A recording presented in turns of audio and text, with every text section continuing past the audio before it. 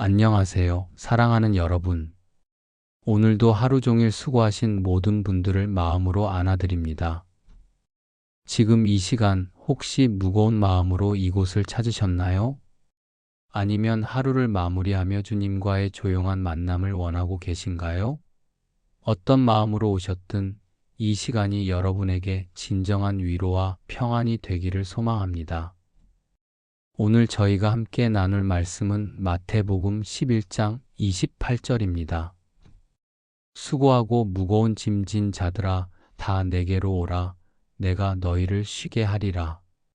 예수님께서 직접 하신 이 말씀은 바로 지금 이 순간 여러분을 위한 초대장입니다.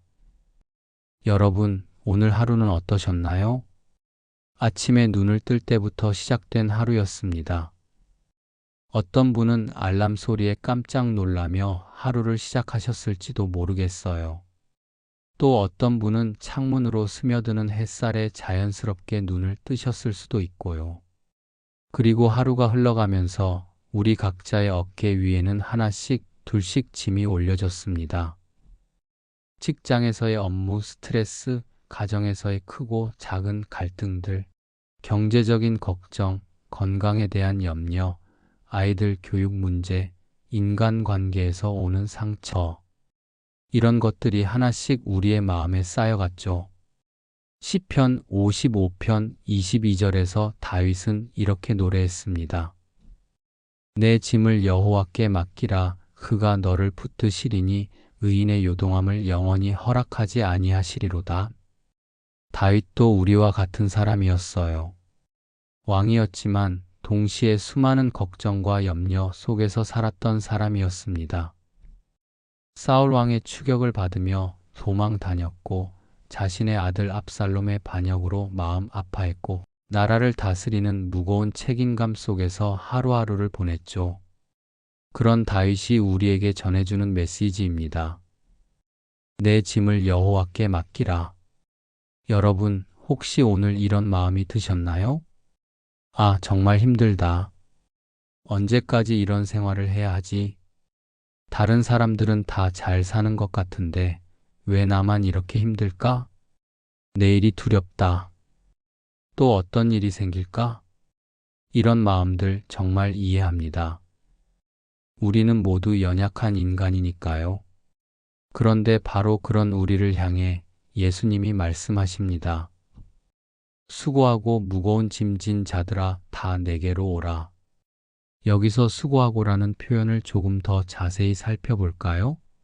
원어로는 코피아오라는 단어인데 이는 단순히 몸이 피곤한 것을 넘어서 정신적으로, 영적으로 지쳐있는 상태를 말합니다.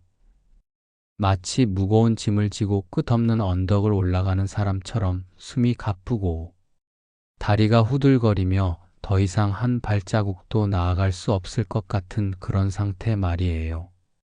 그리고 무거운 짐이라는 표현도 단순히 물리적인 무게를 말하는 게 아닙니다.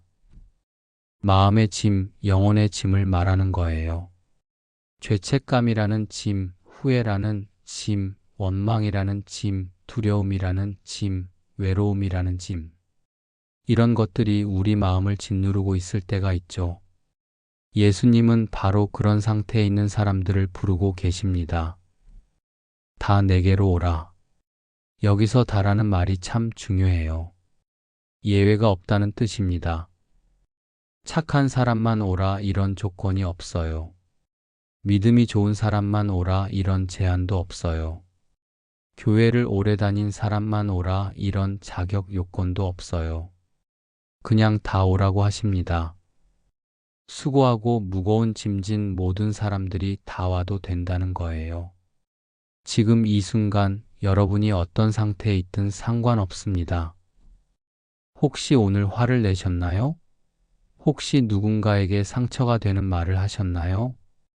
혹시 하나님께 원망스러운 마음을 품으셨나요?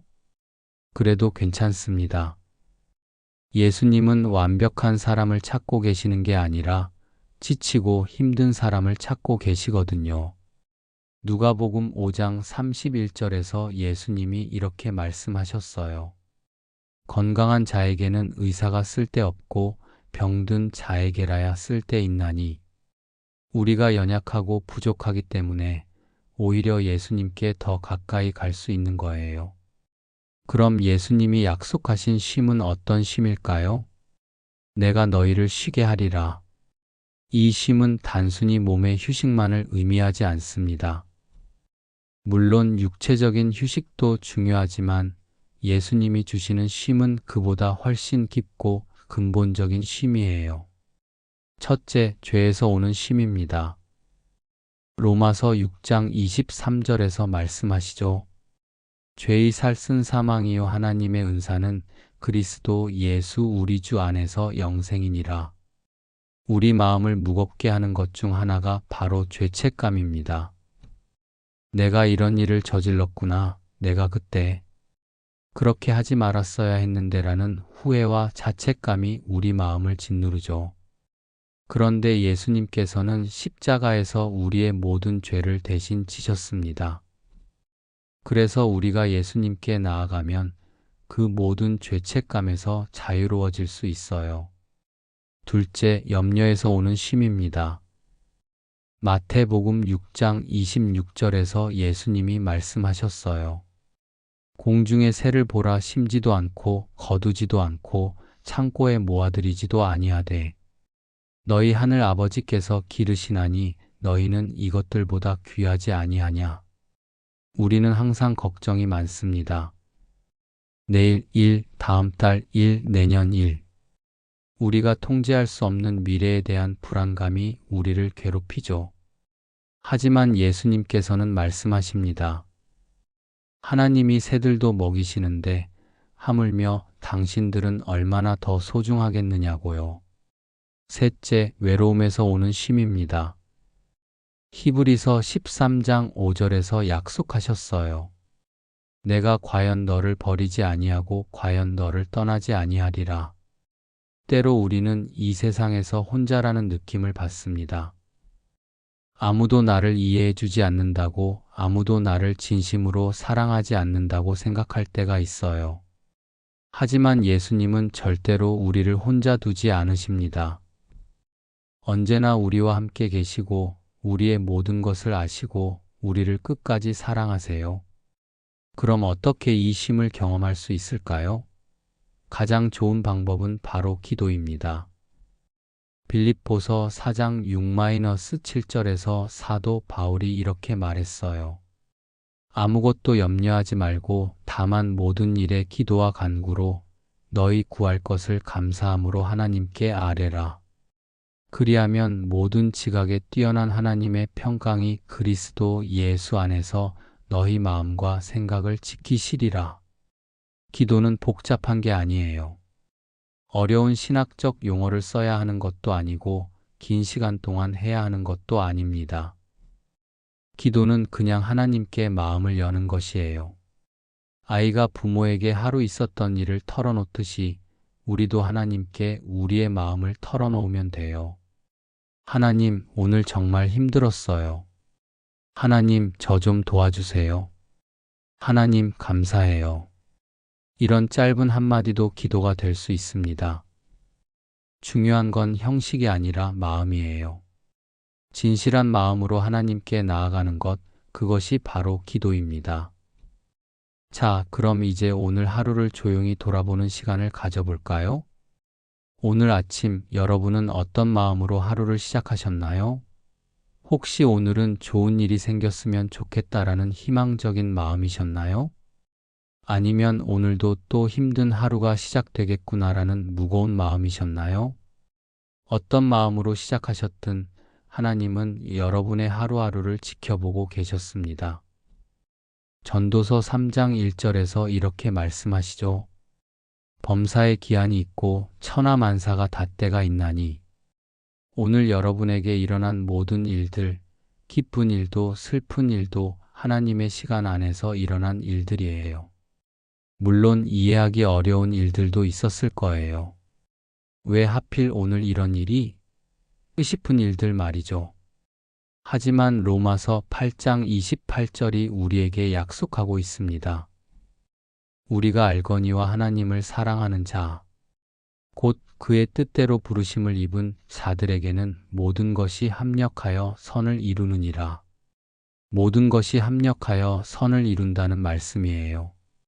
지금 당장은 이해할 수 없어도 하나님의 큰 그림 안에서는 모든 것이 결국 우리에게 유익이 된다는 약속입니다.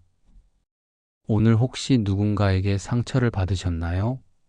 말로 표현할 수 없을 만큼 마음이 아프셨나요? 시편 34편 18절이 위로를 주네요. 여호와는 마음이 상한 자를 가까이 하시고 충심으로 통회하는 자를 구원하시는도다. 하나님은 마음이 상한 사람들을 더 가까이 하신다고 약속하셨어요. 여러분이 아파하시는 그 마음을 하나님이 더 깊이 품으시고 계신다는 뜻이에요. 오늘 혹시 실수를 하셨나요? 후회되는 선택을 하셨나요? 요한일서 1장 9절이 소망을 줍니다.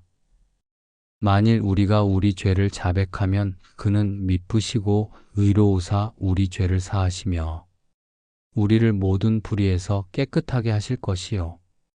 하나님은 우리의 실수를 용서해 주실 뿐만 아니라 우리를 완전히 깨끗하게 해 주십니다. 과거의 실수가 우리를 정죄하지 못하게 하세요. 힘든 하루였을지라도 우리에게는 감사할 것들이 있습니다. 데살로니가전서 5장 18절에서 말씀하시죠.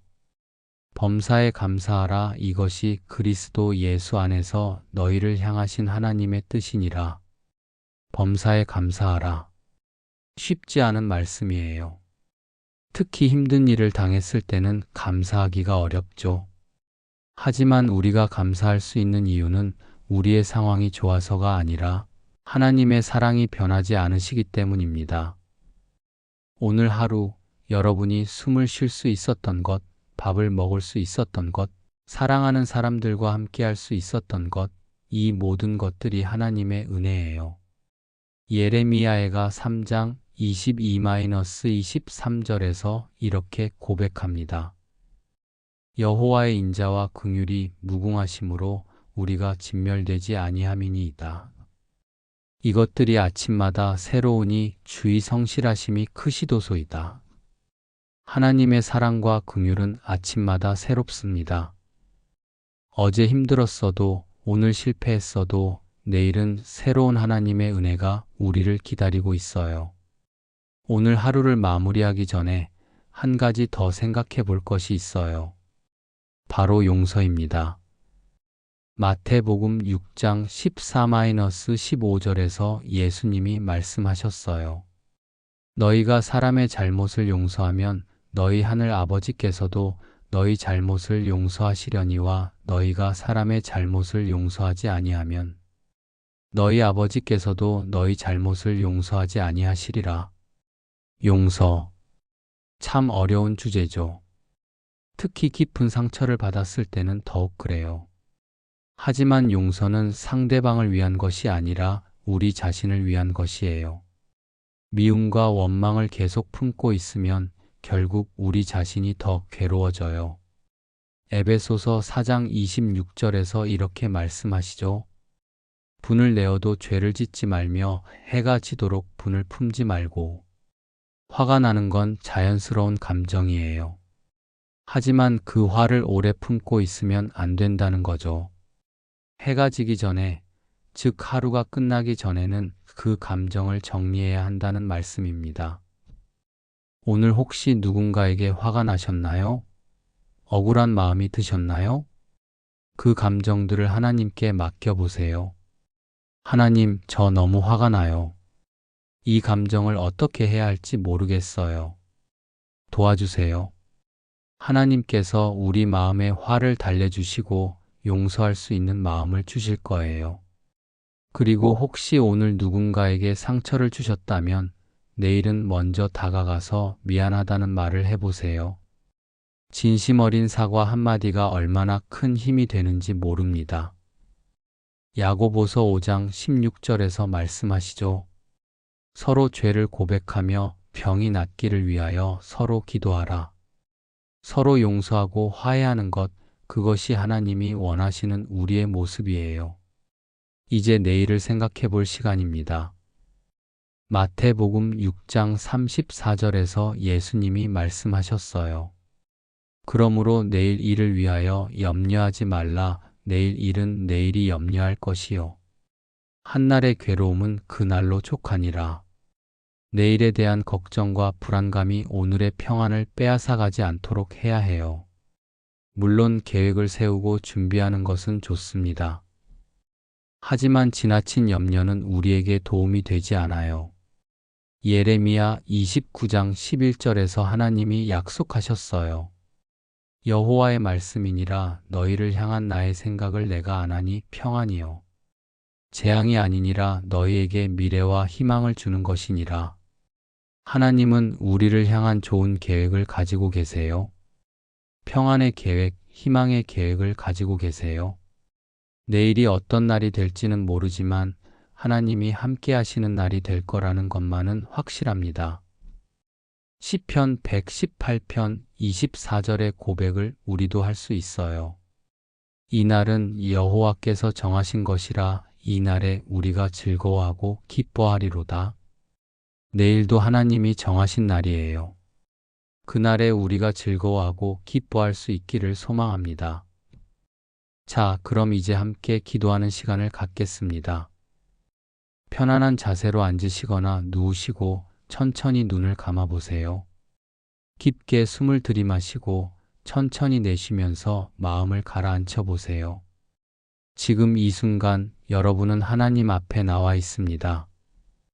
어떤 가면도 어떤 포장도 필요 없어요. 있는 그대로의 모습으로 하나님 앞에 서 있으면 됩니다. 이제 함께 기도하겠습니다. 마음으로 따라해 주세요. 잠시 침묵. 사랑하는 하나님 아버지, 오늘 하루도 저희를 지켜주시고 인도해 주셔서 감사합니다. 오늘 하루 저희에게 일어난 모든 일들이 하나님의 손길 안에 있었음을 고백합니다. 기쁜 일도 슬픈 일도 모든 것이 하나님의 계획 안에 있었음을 믿습니다. 하나님, 오늘 저희가 실수한 것들이 있다면 용서해 주세요. 누군가에게 상처를 준 말, 잘못된 행동, 하지 말아야 할 생각들을 모두 용서해 주시고 깨끗하게 씻어 주세요. 또한 오늘 저희가 상처받은 일들이 있다면 그 아픔을 치료해 주세요.